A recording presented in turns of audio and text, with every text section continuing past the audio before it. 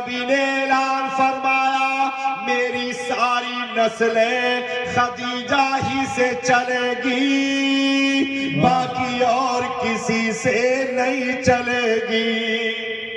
سبحان اللہ۔ اسی لیے حضرت سیدہ ہی سے ساری اولادیں ہیں، باقی کسی امہات المومنین میں کسی سے کوئی اولادیں نہیں۔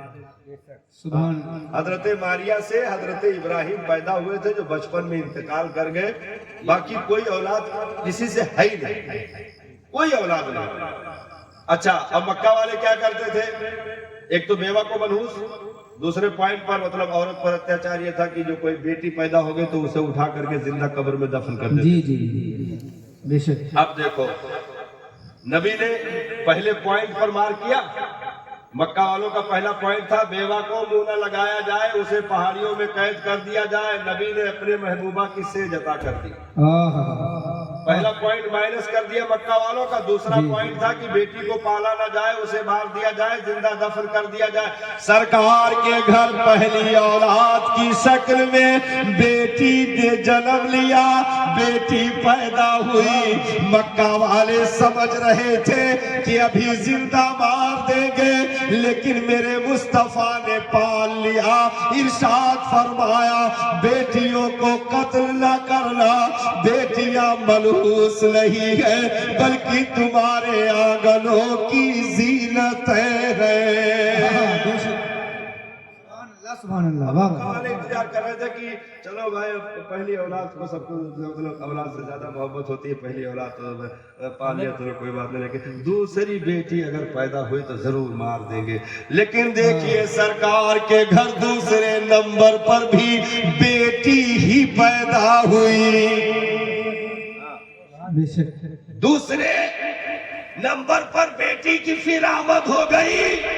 نبی نے دوسری بیٹی کو بھی ہنسی خوشی پال لیا اور کہا بیٹیوں کو تکلیف نہ دینا، بیٹیوں کو کبھی مارنا پیٹنا نہیں، یہ وہ ہے جن کے ذریعے سے تمہاری نسلیں جاری ہوتی ہیں۔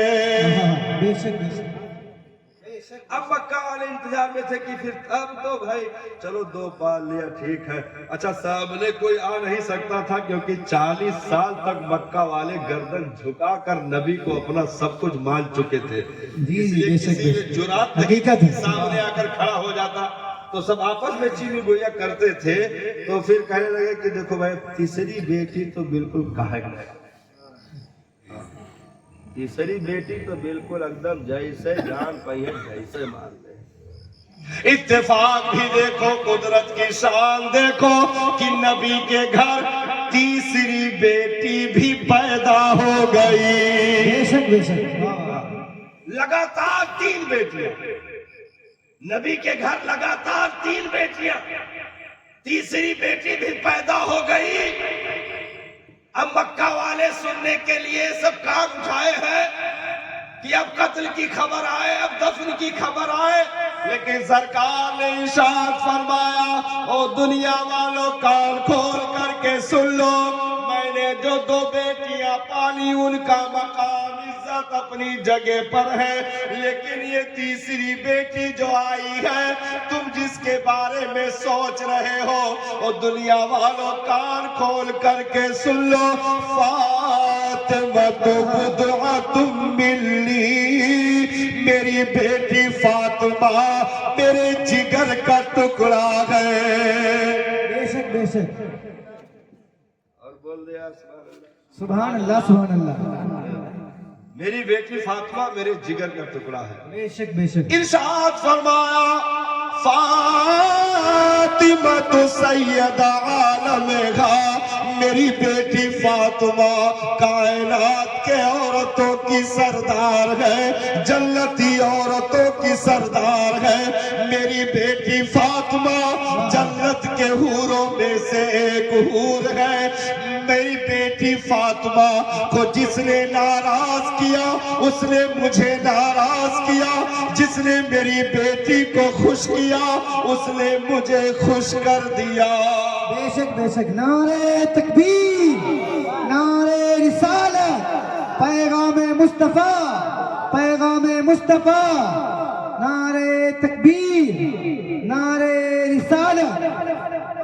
अब तीसरी बेटी और इरशाद फरमाया, दुनिया वालों कान खोल करके सुन लो, तुम समझ रहे कि तीसरी बेटी तो जरूर मारी जाएगी, कान खोल करके सुन लो, लोगों की नस्लें उनके बेटों से चला करती है, मेरी नस्ल मेरी इसी छोटी बेटी फातिमा से सुबह कयामत तक चलेगी। बेशक बेशक मेरी पूरी नस्ल सुबह कयामत तक मेरी बेटी फातिमा ज़हरा से चलेगी।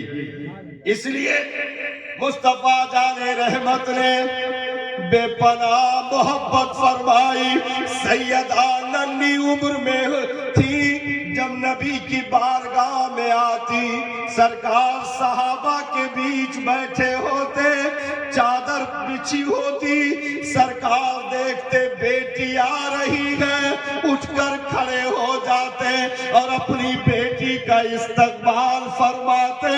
जब हजरत सैयदा करीब आती तो नबी उनके नन्हे नन्हे हाथों को होठों से चूम लेते, पेशानी को बोसा देते और अपनी बगल में बिठाते और कहते, सहाबा मेरी बेटी को कभी नाराज न करना।